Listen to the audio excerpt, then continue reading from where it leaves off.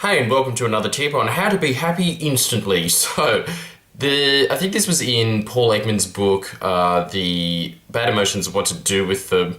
It was some scientist, I can't remember who, but trust me, he's done thousands and thousands of these experiments. In that, he got people from all walks of life, so he got policemen, doctors, hairdressers, unemployed people, everyone was put into this same experiment where they CAT scan your brain and they highlight the parts where happiness shoots off. Non-surprisingly, the people that are the happiest on the planet by far are the Dalai Lama and his followers, Buddhists. The reason why they have this level of happiness is because they have the most pure thoughts any human being ever has, because the whole day they're basically thinking about how they can hope other people in this situation are happy. Great. Apart from the fact that 99% of depression is a result of you thinking about yourself, which is a great cause of where you are in the grand scheme of things. If you're not happy most of the time, it's because you're thinking about yourself habitually. If you think about other people, first of all, your petty little problems become really crap in the grand scheme of things. I.e., if you're watching this, as I said before in a previous video, you are probably in the 6% of the most richest people on the planet. So all this crap about the 1% is screwing you over. Yeah, that's true. But you're part of the problem too. Feel how awesome you feel now. You're one of those rich ballers. 94% of the planet is looking at you just being like, bloody 6%, that's you. That's you right now. Yeah, give yourself a thumbs up for that. And also help out the cuties, which also makes you feel incredibly happy, doesn't it? Because anytime that you're not focusing on yourself, when you're thinking about how to help someone else, how to make them feel better, you will instantaneously, basically unhappiness is an equation of ego. It's linked, actually. If you feel incredibly happy, you will eventually feel incredibly sad, because the only way that you can feel that real dirty spike of happiness is, yeah, I did something, which I'm not going to say is bad, but know that it is part of your ego, and when you can observe that from a distance and just be like, oh, yeah, I'm really happy at the moment, that's great. You can also, at the same time, train yourself to think, oh, I'm really sad, and for thinking about yourself from a distant perspective. So if you imagine yourself looking at yourself from the ceiling, sitting there going, just so annoyed at what's happening today, it becomes all of a sudden nowhere near as sad, does it? Because you're from a distance, right? That's because you're not really focusing on yourself at that point. You're not in the experience. You've kind of distanced yourself from the emotion. Same as when you're having compassion with other people. It makes you feel happier because you can't really feel whether they're happy or sad or not. I think that's the science behind it. But at the same time, you're actually giving out like a positive message, which makes you feel better about yourself, because you're giving out something that at least is beneficial at the very smallest amount. If you just think, hoping that the next person that you can walk up to, hoping that they're having a happy day, the interaction is going to be completely different than if you just walk up going, oh, what's in it for me? That person will sense that you genuinely care about them. That has untold benefits for the rest of your life. The greatest example that they had in the book was when this man walks up, when they got all these different types of people to interact with one of the Buddhists. Most people, when they're face to face with somebody who is aggressive, obviously will react with aggression, because most people are reactive because they're not really in that same really steady mindset as a Buddhist person is, right? Makes total sense. So if someone goes, yeah, you're going to go back to them and not like them. It's the vibe that they give off, which is an amazing, incredible metaphor for the thought of you are what you attract. So if you're around a bunch of angry rejects, that's because you are an angry reject. But the Dalai Lama attracts the most enlightened, spiritually aware people on the planet, because that's the kind of guy that he is, right? Anyway, one of his followers was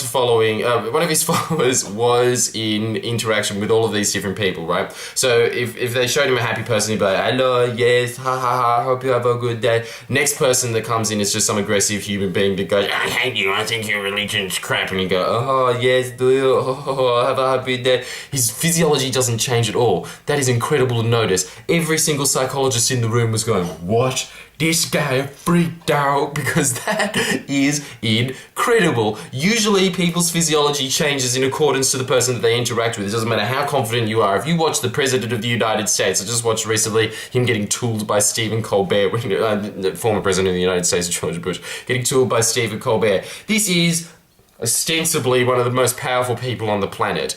He is watching a comedian sit there and make fun of him as being stupid, aggressive, all, of course, you're going to find that off-putting, but you would expect that if anybody was going to be not offended by that, it'd be the President of the United States. But he was just sitting there with his dumb slouchback expression going, huh? Who do you think you are? That stupid Texas drawl that he has, and be like, this guy clown.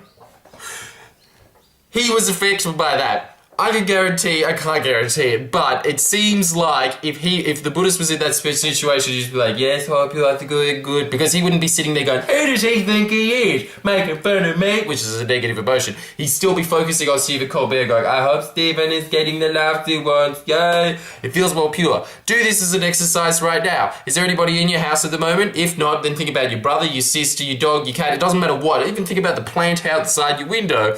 Just hope that it has a happy day. Do that for about 30 seconds. Notice the difference in your feeling. You will have a completely different experience after that. Your brain becomes calmer. You feel your dilation of the world starts to broaden, because as soon as you start to think about yourself, it shrinks, obviously, because you're just thinking about you. And you're just like, I am the universe. No, you're not. You're a tiny little speck. You're not even a speck. You are not even a microscopic organism in the grand scheme of things to the universe. You are that small and infinitesimal. As soon as you at least think about the plant outside of you, at least you've opened up a little bit to think, oh, maybe there's other things on the planet other than me. And as soon as you do that, you distance yourself from all your little petty emotions, which, remember, 80% of them are usually going to be negative because we're evolved to think that way.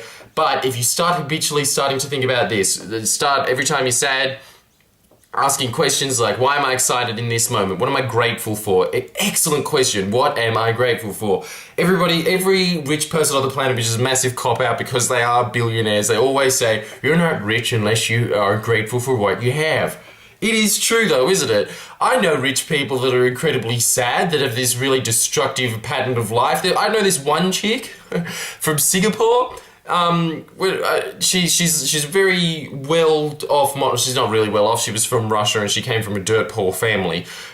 But the reason why most Russians go overseas and become successful models, A, it's because they're gorgeous, but on top of that, it's because that they want to get out of Russia, obviously, and they marry whoever they can. So they're not there for the modeling contract. They go to other countries to try and find a rich dude so they can marry them, and then they don't have to sleep on dirt anymore for the rest of their life. This is one of those chicks that happened to. She was a winner.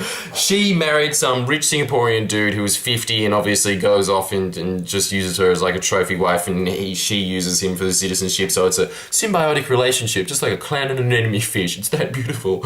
There's obviously no love in this relationship. I was talking to her on Facebook the other day saying, hey, how are you? How's your life? Nowhere near as wealthy as this chick, obviously, because her response was, I just bought the Porsche. I said, wow, that is incredible. That's the coolest thing I heard that week, that somebody has that much money that they could buy, especially in Singapore with the taxes that make it probably, I think it's 50%, it might even be 100%, I'm not really sure, but they put a massive tax on you buying a car. And so it's a luxury car on top of that. So she probably spent $200,000 to $300,000 on a whim, just on a Tuesday, just going, I want a new Porsche, I get myself a new Porsche. Don't you think that that's the kind of thing that would make you happy? I know obviously we're going into the old self-help territory of being rich doesn't make you happy, but this is a perfect example of that. Said, yeah, how excited are you about that? Have you got it for a test drive? No, I haven't put it in test drive. I said, what did you do? I just got it delivered to my garage. I haven't driven it. Why? Why'd you buy it then? Because I hate my husband. She is that sad and miserable in her life that she sits there and thinks about ways to spite her husband. She buys this grandiose, remember she's from a dirt poor family. It doesn't even mean anything to her anymore. A year ago, she would have been probably in a bread line. Now, she's buying Porsches. She's not grateful about that at all. Instead, she just sits there and thinks, this will spite him, the bastard. That's all she's thinking about. That's her mindset. That's all, because she's basically, again, just thinking about how bad it is for her. And obviously, it might be a really tragic situation. I don't know the circumstances. But the thing is that there would be people in that same exact situation that would be going, la, la, la, la, la, because they have a different mindset. Ask yourselves the questions. What am I really grateful for? Again, as soon as you start thinking about what am I grateful for, you're not thinking about yourself, are you? Sort of in an indirect way you are, but you always are. You can't really escape it. But what you can do is try and dilate your perception. And as a result of that, you will become a better human being. If you start thinking about what you're grateful for, that's just like, okay, I'm grateful for the fact that I have fingers. That is incredible. Imagine if you had pig hooves. What could you do with your life? Could you play a Game Boy if you were born in the 90s, which I was, and what a decade, but could you do it? No! No, you couldn't finish a game with it. It is impossible. You have these digits. That is something to be grateful for, isn't it? You had a fun time as a result of these. There's obviously a million things that fingers have done that is much better than that. Maybe they created, I don't know, orchestras have been conducted through the magic of fingers. Incredible things have happened as a result of these. I don't know why I chose a Game Boy. But the point is that it's still there, isn't it? It makes you feel better, doesn't it? Just the fact that you have fingers and you start thinking about that, you have kind of separated yourself from thinking about, but how do I feel right now? You're just going, oh, these are kind of cool. So again, okay, let's dilate a little bit further. Are you grateful for your mother and father? Most people on the planet should be at the very core of the essence of the fact that they brought them into the world. At that level, just leave it at that. If you hate them for other reasons, that's fine. But the thing is that you're alive right now, you're watching this, you're experiencing Earth as a result of that. That's a great thing to remember. And again, changing your physiology, starting to move your hands around. At the beginning of this tape, I was probably, if I look back at it, at the beginning of this recording, I was probably nowhere near as engaged as I am now, and that's because I'm bumping up and down and moving. That's your physiology. Make sure that you're constantly moving. The reason why most people are depressed is because they're basically just the same as a fill-necked lizard or a snake. They just sit there all day going, bleh. So you're going to feel that kind of emotion if you don't move your body. If you engage your body, you retain more information, you are more in the moment, which is really ironic actually, because you're not, as soon as you're not thinking inside your head, just going through that wishy-washy thoughts, that's not even running through my head at the moment. Wishy-washy thoughts are not running through my head. Words are just coming out of my mouth as a result of me moving my physiology. This is how most people that are really, you're always watching them on television being like, how does he do that? How are you so charismatic? Watch them again. They're constantly moving.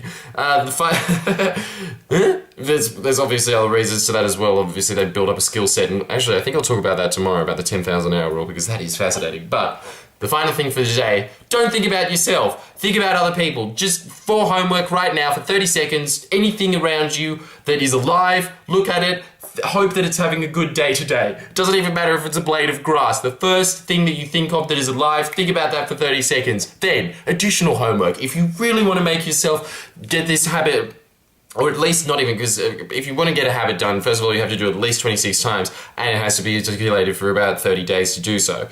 But if you just instill a couple of these ideas throughout your life, okay, say you just watch one of these every month or so. You try and instill one idea every month. You've got 12 different ideas. That will improve your life immensely if you just follow those 12 things. They will be on loop inside your head. Think about that. You won't even have to think about it anymore. The rest of your life, you'll just be walking around being like, oh, what's happening today? I don't understand it. It's because you're doing these things. These things will help you out tremendously. So, the final thing for today. Final piece of homework. Definitely make sure that you think about something else for at least just 30 seconds of your consciousness. That's all I'm asking for. But on top of that, if you really want to just go for gold, then just write down 10 people hoping that they're having a happy day and why. Do that, I guarantee that you will feel a completely different emotion to what you're feeling now, and it will be for the better. This is based off Buddhism, which is essentially a science of how to be happy that they've been studying for thousands of years. They must have come up with some good ideas. Just trust them. See you around.